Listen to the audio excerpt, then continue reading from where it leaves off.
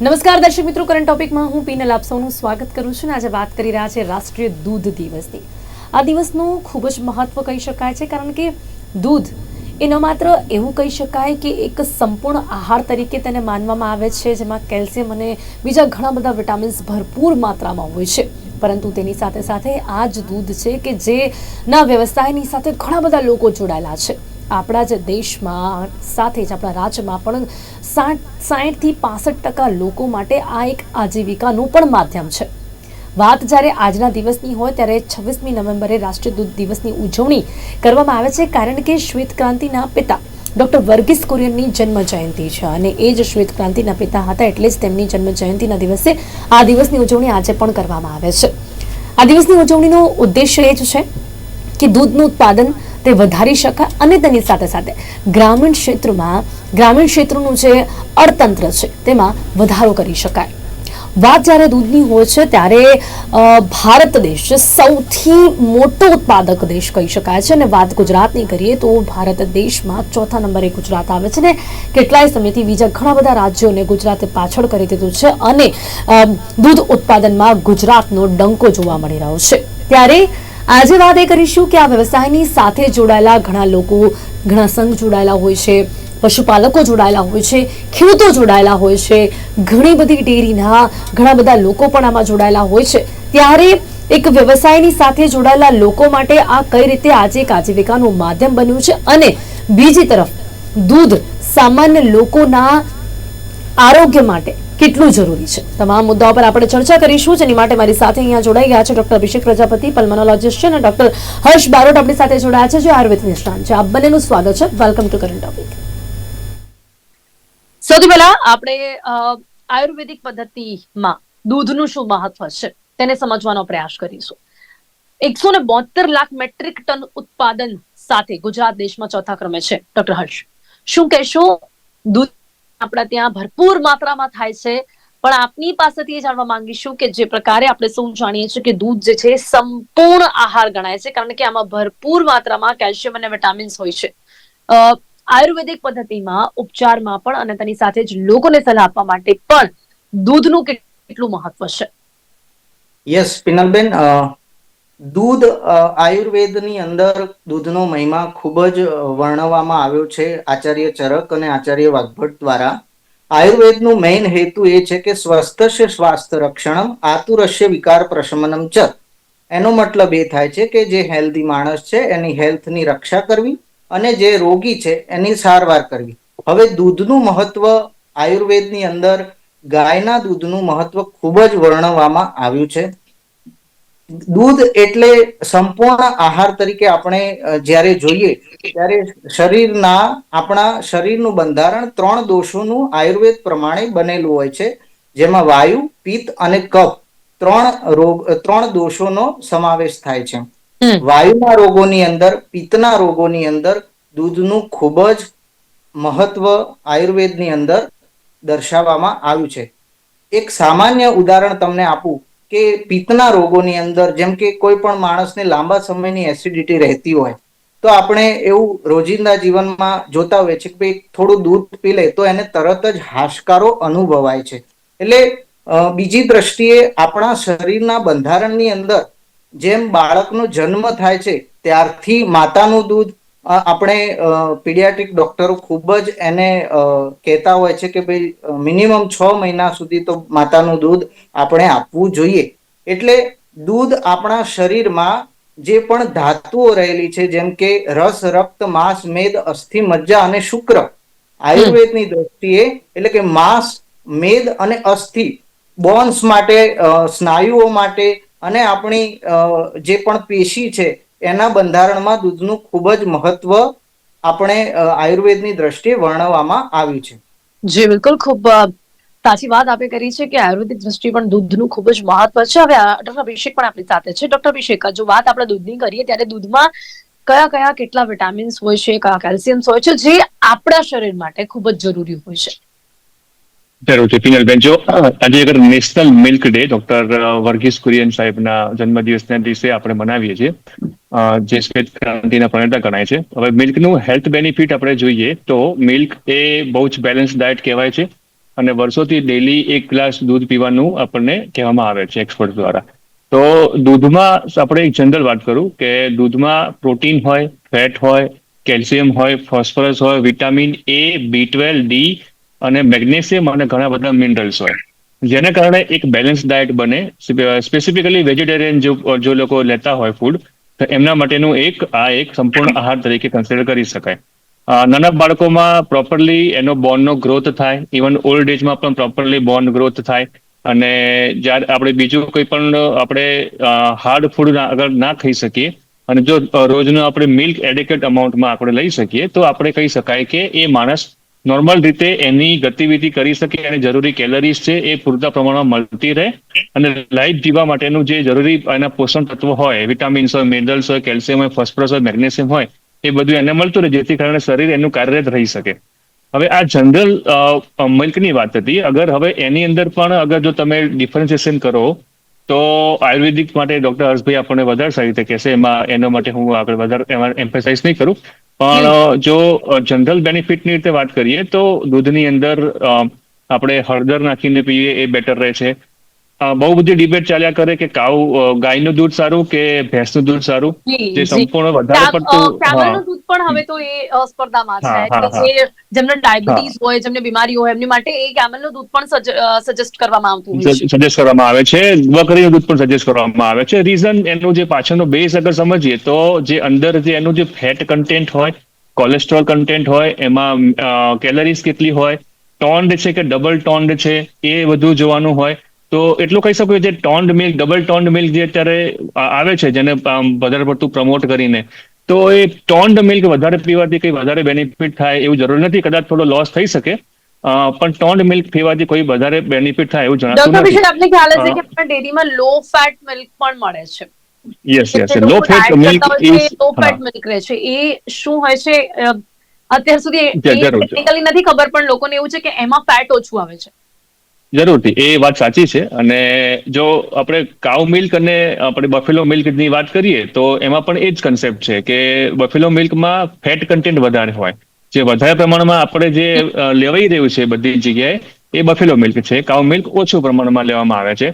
તો મેઇન જે આપણે જે હર્ષભાઈએ કીધું કે ગાયનું મિલ્ક વધારે કેમ પ્રિફર કરવામાં આવે છે, બીકોઝ ઓફ ધીસ વસ્તુ આપણે કે કારણ કે જે એ ડાયજેસ્ટિબલ વધારે છે.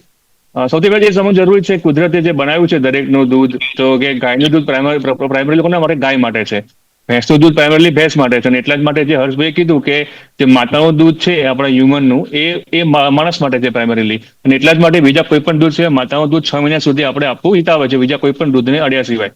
હવે જે કન્સેપ્ટ છે કે ફેટ કન્ટેન્ટ એમાં વધારે હોય, તો એ ભેંસના મિલ્કમાં વધારે હોય, બફેલો મિલ્કમાં, અને કાઉ મિલ્કમાં ઓછું હોય. અને એટલા જ માટે એ જ કન્સેપ્ટથી, બીકોઝ કે કાઉનું મિલ્કનું પ્રોડક્શન એટલું વધારે નથી થતું, બફેલો મિલ્ક વધારે થાય છે, જે ફેટમાં જેનું ફેટ કન્ટેન્ટ વધારે હોય છે. એટલા માટે લો ફેટ કન્ટેન્ટનું દૂધ અલગથી આપવામાં આવે છે, જે પ્રિફરેબલ છે. જે લોકો વધારે વર્કઆઉટ ના કરતા હોય, જેની રોજની અમુક કાર્યક્ષમતા ઓછી હોય, જેનું વર્ક જ ઓફિસ વર્ક વધારે કરવાનું છે, અને જેને પેલા જે બલ્ક નથી પેદા કરવાનો, એના માટે પ્રિફરેબલ છે કે લો ફેટ કન્ટેન્ટ વાળું દૂધ લેવામાં આવે. જો કાઉ મિલ્ક લેવામાં તો સારામાં સારું, જો નથી અવેલેબલ તો low fat content milk is better, because કે એ આપણને વધારે ડાયજેસ્ટિબલ છે આપણા હ્યુમન બોડીના ઇન્ટેસ્ટાઇનલ ટ્રેક્ટ માટે. અને જો કે તમે હેવી એક્સરસાઇઝ કરો છો, તો જો બફેલો મિલ્ક લો છો તો એમાં ફેટ કન્ટેન્ટ વધારે હોય, એમાં ઓકે, પ્રોટીન ડોક્ટર વધારે હર્ષ, જશે, આપનો કોલેસ્ટ્રોલ વધારે જશે. કે એક તો લોકો આટલા સજાગ છે, બફેલોનું મિલ્ક હોય એમાં જે ફેટ કન્ટેન્ટ છે એ ઓછું હોય. આપણે જનરલી બહુ પ્રખ્યાત જે ડેરીમાં મળતી જે દૂધ પ્રોડક્ટ છે, એ પણ આપણે ઘણા બધા લોકો એ પણ ખાતા હોય છે. તો આ બધું આપણા સ્વાસ્થ્ય માટે કેટલું જરૂરી પણ છે. અને એની સાથે સાથે આપણા ત્યાં હંમેશાથી, જેમ કે હમણાં ડોક્ટર અભિષેકે પણ કહ્યું કે દરરોજ દિવસમાં 1 ગ્લાસ દૂધ પીવાનું સજેશન આપવામાં આવે છે. એ ખરેખર વ્યક્તિ માટે કેટલું જરૂરી, અને દૂધની ઉણપ થાય, દૂધ ન પીતું હોય તો એ કેટલું હાનિકારક પણ રહેતું હોય છે. જી ડોક્ટર હર્ષ. યસ મેડમ, દૂધ આપણે રોજિંદા જીવનની અંદર લેવા માટે એક નિયમો હોય છે, જે આયુર્વેદમાં સારી રીતે વર્ણન કરેલું હોય છે. જી અભિષેક સરે જે પ્રમાણે વાત કરી, બહુ જ સાચી વાત છે. આયુર્વેદની અંદર ક્યાંય ભેંસના દૂધનો મહિમા વર્ણવવામાં આવ્યો નથી. માત્ર ને માત્ર ગાયના દૂધનો અને માતાના દૂધનો મહિમા વર્ણન કર્યો છે આચાર્યોએ. એટલે ગાયનું દૂધ આપણે રોજિંદા જીવનની સાથે સાથે આપણે થેરાપ્યુટિક યુઝ રોગોને મટાડવા માટે પણ આપણે એને દવા એડ કરીને આપણે કરી શકીએ છીએ. જેમ કે હમણાં કોરોના કાળમાં આપણે એક ગોલ્ડન મિલ્ક તરીકે બહુ જ ફેમસ થયું હતું. દૂધની અંદર હળદર નાખીને આદુ નાખીને ગરમ કરીને થોડું ઠંડુ પાડીને બધાએ પ્રયોગ કરેલો. બધાની ઇમ્યુનિટી મહદ અંશે સારી રીતે ડેવલપ થઈ હતી. જેને કોવિડ થયો હતો એમને પણ મદદ થઈ હતી. દૂધ લેવાના અમુક નિયમો છે. હવે સવારે આપણે દૂધ લઈએ તો એ શારીરિક, માનસિક અને આધ્યાત્મિક ત્રણેય દ્રષ્ટિએ આપણને મદદરૂપ છે. રાત્રે સૂતા પહેલા થોડું હુંફાળું ગરમ દૂધ લેવામાં આવે તો આપણને સારી ઊંઘ આવી શકે છે. પરંતુ હવે આપણે બપોરના સમયે સાંજના સમયે વધારે પડતું ખાઈ લીધું હોય ત્યારે એના ઉપર દૂધ લઈએ તો એ આયુર્વેદની દ્રષ્ટિએ ટોક્સિન ક્રિએટ કરે છે શરીરમાં, આમ બનાવે છે અને એ રોગ ઉત્પન્ન કરે છે. ભેંસના દૂધની અંદર ફેટનું પ્રમાણ ખૂબ જ પ્રમાણમાં વધારે હોય છે અને આ જે પેકેટ્સ વાળા જે પણ ફ્લેવર્ડ મિલ્ક આવે છે એમાં શું ફ્લેવર્ડ હોય એ આપણને ખ્યાલ નથી રહેતી. શુગર બી હોય છે એમાં.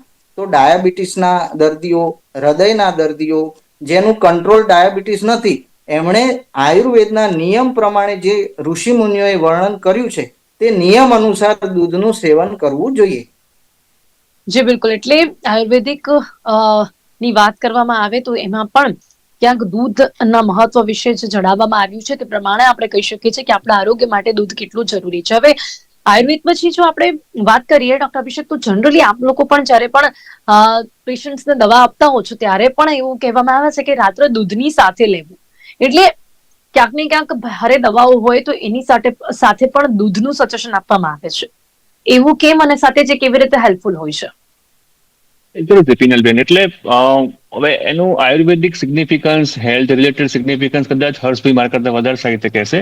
આપણે એલોપેથી રીતે અમે જે ડોક્ટર્સ જે દૂધ સાથે દવા લેવાની જે કહીએ છીએ એ સિમ્પલી એનો આધાર, એનો બેઝ ખાલી એટલું હોય છે કે દર્દીને પાણી સાથે અમુક ટાઈમે દવાઓ નથી લઈ શકતા, તો દૂધ જોડે એ લઈ શકતા હોય. તો અમારો પ્રાઇમરી એ મોટિવ હોય છે કે ભલે એ દવા એના પેટમાં જવી જરૂરી છે, જેને કોઈ પણ રોગ હોય, ઇન્ફેક્શન હોય, એને ન્યુટ્રિયન્ટ્સ ઓછા પડતા હોય, વિટામિન સી દવા જરૂર હોય, તો એ ભલે દૂધ સાથે લઈ શકતા હોય તો દૂધ સાથે લઈ શકે.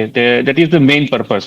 એટલે બેઝિકલી બીજો કોઈ દૂધ સાથે કોઈ સ્પેસિફિક દવાઓ આપીએ તો એનું એબ્ઝોર્પ્શન, એલોપેથીમાં જે ઇમ્પોર્ટન્ટ ડ્રગ્સ લેવાની જે ડિલિવરીની વસ્તુઓ છે એમાં મેઇન સિગ્નિફિકન્સ હોય છે કે ડ્રગનું એબ્ઝોર્પ્શન જે આંતરડામાંથી થઈને લોહીમાં પ્રસરણ પછી બોડીમાં જ્યાં એની એક્શન જોઈતી હોય એ પ્રોપરલી થાય કે નહીં એના માટેનું હોય છે ડિલિવરી સિસ્ટમ. તો એ પાણીથી જાય કે દૂધથી જાય બહુ ફરક નથી પડતો હોતો. અમુક સ્પેસિફિક ડ્રગ્સ હોય છે જેમ કે કેલ્શિયમ, વિટામિન ડી ના સેચેટ અગર દૂધ સાથે લેવામાં આવે તો એનું એબ્ઝોર્પ્શન પેટની અંદર, આપણા સ્ટમકની અંદર વધારે સારું થતું હોય છે. તો એમાં પ્રિફર કરવામાં આવે છે. બાકી અધરવાઇઝ બીજું એની સાથે દવાનું કોઈ એબ્ઝોર્પ્શન સારું થતું હોય એવું મારા કોઈ ધ્યાનમાં નથી. અને અમારા પ્રમાણે પણ જોઈએ છે કે તે લોકો દૂધ ઓછું પીતા હોય છે, એમનામાં કેલ્શિયમની ઉણપ જોવા મળતી હોય, વિટામિન્સની ઉણપ જોવા મળતી હોય, એના કારણે દુખાવો થવો, કમરમાં દુખાવો થવો એવી સમસ્યા પણ લોકોનો સામનો પણ કરવો પડતો હોય છે. જરૂરથી. અગર જો કેલ્શિયમની વાત છે પિનલબેન, તો સૌથી વધારે કેલ્શિયમ, વિટામિન ડી એ આપણા સૂર્યના તડકાના એક્સપોઝરથી આપણા બોડીમાં પેદા થાય. વિટામિન ડી આપણા બોડીમાં પેદા થાય સૌથી વધારે. અને પછી એ કેલ્શિયમ જો બોડીમાં પૂરતા પ્રમાણમાં અવેલેબલ હોય તો વિટામિન ડી સાથે એમનું એબ્ઝોર્પ્શન બોડીમાં સારું થાય. હવે કેલ્શિયમની ડેફિશિયન્સીની વાત છે તો તમે તડકો નહીં લેતા હોય તો પણ તમે ઇનફ એમાઉન્ટમાં લેતા હશો કેલ્શિયમ તો પણ એ બરાબર બોડીમાં જેટલું જવું જોઈએ એટલું નહીં જાય. તો જરૂરથી કેલ્શિયમની અગર વાત છે તો સન એક્સપોઝર ઇઝ પ્રાઇમરી થિંગ, જેના કારણે વિટામિન ડી મળે. વિટામિન ડીની સાથે કેલ્શિયમ સારું મળે તો બોડીમાં કેલ્શિયમ એબ્ઝોર્બ વધારે થાય સારું. એટલા માટે ઉત્તરાયણમાં આપણને પેલું આપણે શું કહેવાય, સિંગની ચીકી સાથે પેલું કેલ્શિયમનું પાવડર વાળું જે હોય એ આપણે લેવામાં આવે છે. ચલો એ વાત અલગ છે.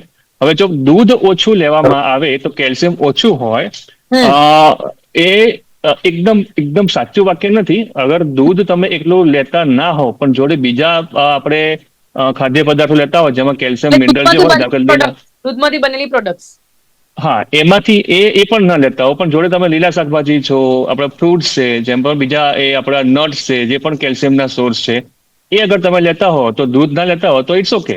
તો તમે એ પણ નથી લેતા, દૂધ પણ નથી લેતા, તો ડેફિનેટલી કેલ્શિયમ ઓછું થશે. અને એના કારણે જ એવું કહેવામાં આવે છે કે બાળકોમાં દૂધ તમે આપી દો તો બધા મિનરલ્સ સચવાઈ જાય, અને એટલા માટે દૂધ લેવાનું આપણને એડવાઇઝેબલ કહેવામાં આવે છે. પણ એટલું બધું ઇમ્પોર્ટન્સ નહીં આપું. તમે જે કહ્યું કે દૂધ ના પીતા હોય તો કેલ્શિયમ ઓછું થઈ જાય, ના, એવું જરૂરી નથી, સાચું નથી એકદમ.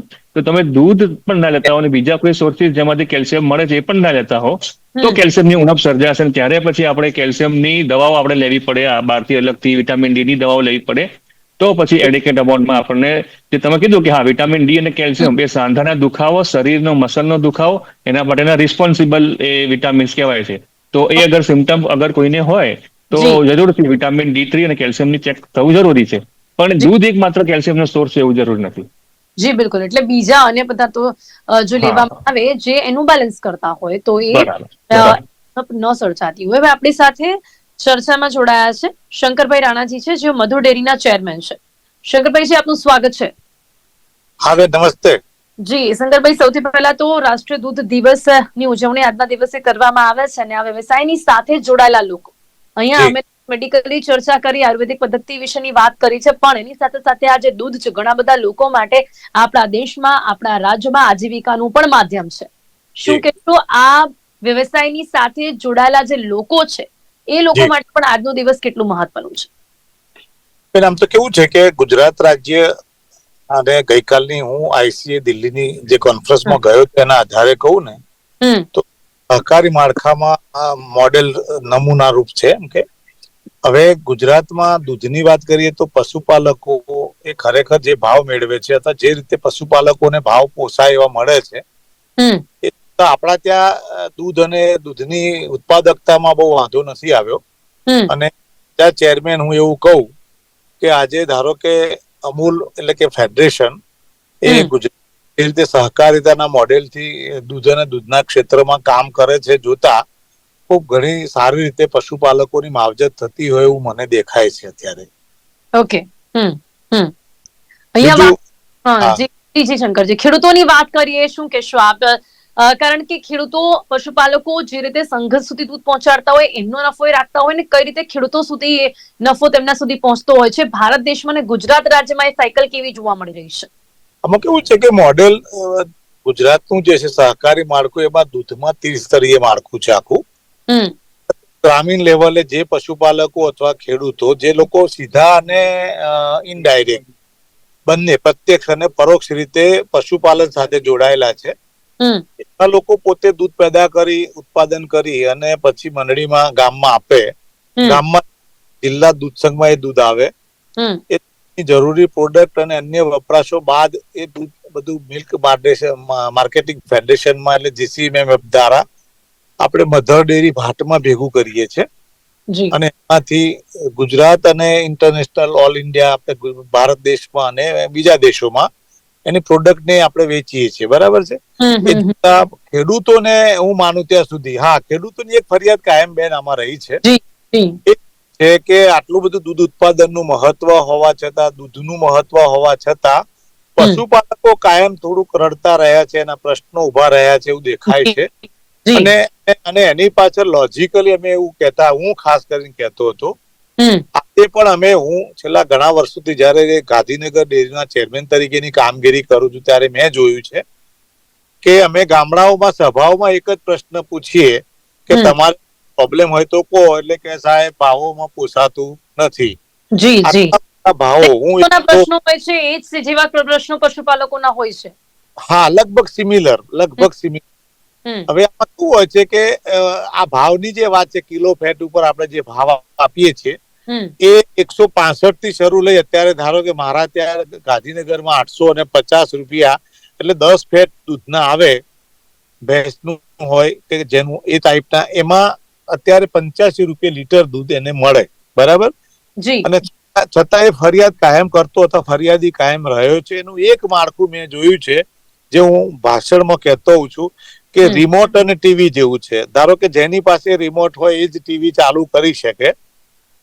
એમ અત્યારે આપણી દશા એવી છે કે પશુપાલકોને નહીં પોસાવાનું મૂળ કારણ પોષકક્ષમ ભાવોની સાથે સાથે એક જે ખાણદાર છે, એટલે કે પ્રોડક્શન ઓફ કોસ્ટ કહેવાય, દૂધના ઉત્પાદન માટેનું જે ખર્ચ છે એ દિવસે દિવસે એટલું બધું વધતું જયું છે કે જેથી કરી અને ખેડૂતોને તમે ગમે તેટલા પોસાતા ભાવો આપો અમારા તરફથી, ડેરીઓ તરફથી, તો બી એની ફરિયાદ એટલા માટે રહે કે કપાસ ખોળ મોટા ભાગના લોકો દાળ અને કપાસ ખોળ વાપરે. આજે કપાસ ખોળના ભાવ એ દૂધના પ્રમાણમાં લગભગ 25 ગણા વધી ગયા. પછી દાળના ભાવમાં પણ આવી રીતે વધારો થાય છે, બરાબર? એટલે કોસ્ટ ઓફ પ્રોડક્શનમાં છેલ્લે રહ્યો ખેડૂત પોતાના ઘાસચારા ઉપર. એમાં જે ખેતી કરતો હોય, જેની પાસે જમીન હોય અને ખેતી કરતા સાથે સાથે પશુપાલન કરતો હોય, એને કદાચ ઘાસચારો થોડોક મફતમાં અથવા વ્યાજબી મળે, બરાબર?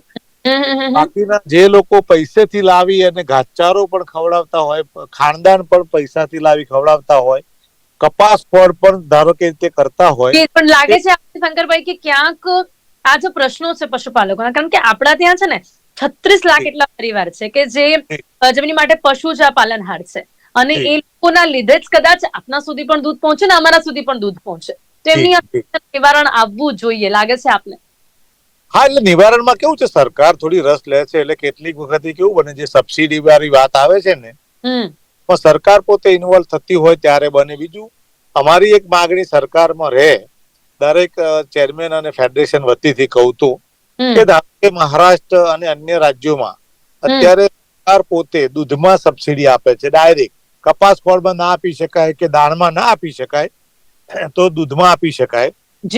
એ ખેડૂત, જેમ અત્યારે આપણે ધારો કે નરેન્દ્ર મોદી સાહેબ, આપણા દેશના વડાપ્રધાને, એ તમે જોયું હશે કે અમુક સમય, મહિને 2 મહિને ખેડૂતોના ખાતામાં 2000 રૂપિયાનો જે જાય છે હપ્તો, બરાબર છે, એનાથી ખેડૂતો ખૂબ રાજી છે. પોતાને કેવું લાગે કે જાણે પેન્શન મળતું હોય ટાઈપનું લાગે.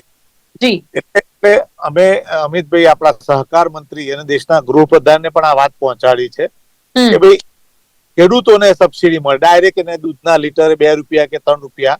ચોક્કસથી આપણે એવી આશા રાખી શકીએ શંકરભાઈ કે જે પ્રકારે અત્યારે સરકાર કામ કરી રહી છે ત્યારે આ પ્રશ્નોનું પણ હલ આવે. પણ બીજો સવાલ મેરો એ પણ છે કે ખાસ કરીને જે રીતે સંઘ સાથે આપ જોડાયેલા છો, બીજી ઘણી બધી ડેરીઝની વાત કરવામાં આવે, જે પણ લોકો આ વ્યવસાયની સાથે જોડાયેલા છે, એમની માટે, આપ લોકોની માટે હજી પણ જોવા જઈએ તો કયા પડકારો આ ક્ષેત્રમાં જોવા મળી રહ્યા છે? કારણ કે ઓલરેડી આપણે જોઈએ તો ભારત દેશ સૌથી મોટો ઉત્પાદક દેશ દૂધનું માનવામાં આવી રહ્યું છે. ગુજરાતની વાત તો હજી 4થા ક્રમે છે.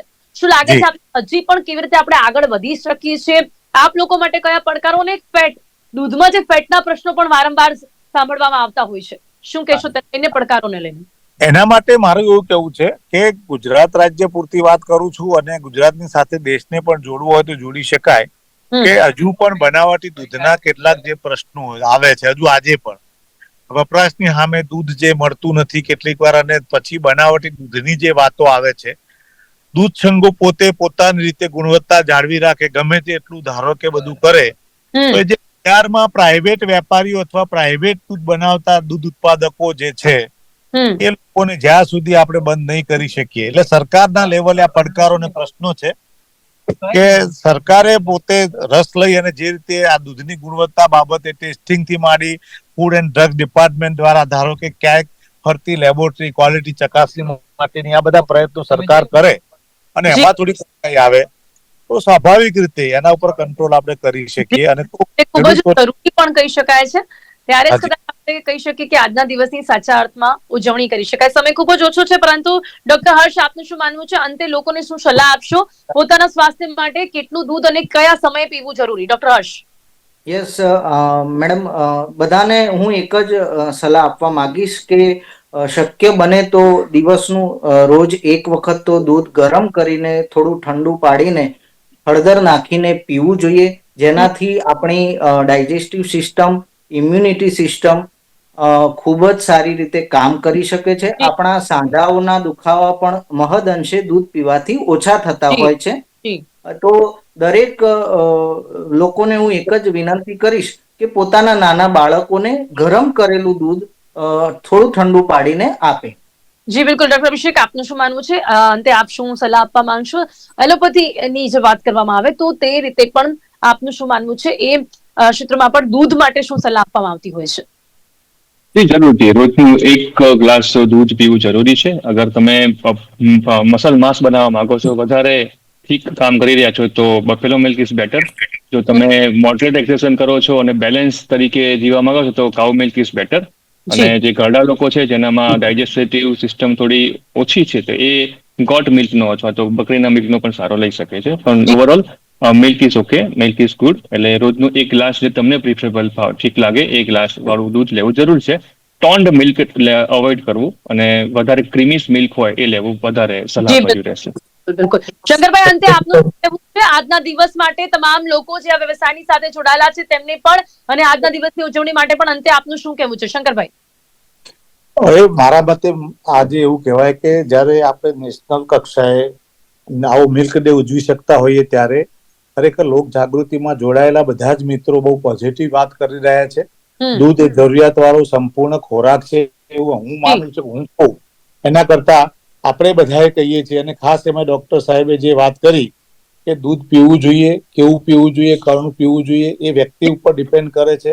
પણ ખરેખર જાગૃતિના એક ભાગરૂપે અને નેશનલ મિલ્ક ડે ના આ દિવસે આજે ખરેખર જે ડિબેટ રાખી છે, ડિબેટના અંતે તારણ એટલું નીકળે કે રાજ્ય કક્ષાએ નહીં, દેશ કક્ષાએ પણ અને આંતરરાષ્ટ્રીય કક્ષાએ પણ આપણે બધાએ દૂધને સારી પ્રમાણમાં ગુણવત્તા જાળવી અને ઉત્પાદન વધારો કરી ઘેર ઘેર વ્યાજબી ભાવથી દૂધ કેવી રીતે પહોંચે. બિલકુલ શંકરભાઈ, એક અંશે તો કદાચ આપ લોકોના હાથમાં જ છે. આપ અમારી સાથે જોડાયા તે બદલ આપનો ખૂબ ખૂબ આભાર. સમય અહીંયા સમાપ્ત થાય છે. શંકરજી, ડોક્ટર અભિષેક, ડોક્ટર હર્ષ, આપ સૌ અમારી સાથે જોડાયા તે બદલ આપનો ખૂબ ખૂબ આભાર. Thank you so much. તો હાલ અત્યારે કરંટ ટોપિકમાં બસ આટલું જ. રાષ્ટ્રીય દૂધ દિવસ પર આજે ચર્ચા કરવાનો પ્રયાસ કર્યો છે. ફરીથી મળીશું. રજા આપશો. નમસ્કાર.